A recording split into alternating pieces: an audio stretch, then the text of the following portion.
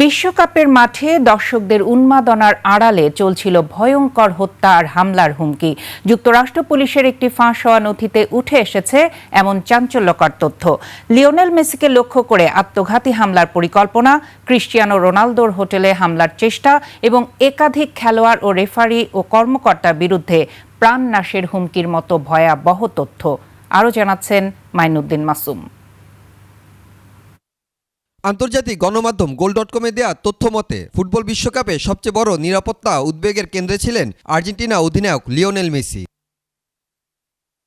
Argentina Jordan ম্যাচের আগে এক ব্যক্তি ডালাস বিমানবন্দরে ফোন করে হুমকি দেন তিনি আরও দুজনকে সঙ্গে নিয়ে স্টেডিয়ামে প্রবেশ করবেন। তাদের কাছে হ্যান্ড গ্রেনেড ও AR-15 রাইফেল থাকবে এবং হামলার লক্ষ্য হবে পুলিশ ও দুই দলের খেলোয়াড়রা। কথোপকথনে তিনি মেসিকে হত্যার হুমকিও দেন।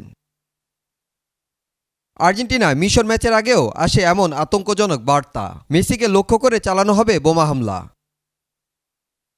এদিকে নিরাপত্তা হুমকি থেকে রেহাই পাননি রোনালদো। সন্দেহজনক এক ব্যক্তি রোনালদোর হোটেলের অবস্থান জানতে চেয়েছিলেন। পর এক ভক্ত নিরাপত্তা ভেঙে তার হোটেলে ঢুকে একই লিফটে ওঠার চেষ্টা করেন। আটক হওয়ার পর তিনি দাবি করেন শুধু একটি সেলফি তুলতেই সেখানে গিয়েছিলেন। আর্জেন্টিনা মিশর ম্যাচ শেষে ফরাসি রেফারি ফাসোয়ারের হোয়াটসঅ্যাপে আসে ৬,০০০-এর বেশি হুমকিমূলক বার্তা। মাইনুদ্দিন মাসুম, ২১ টেলিভিশন।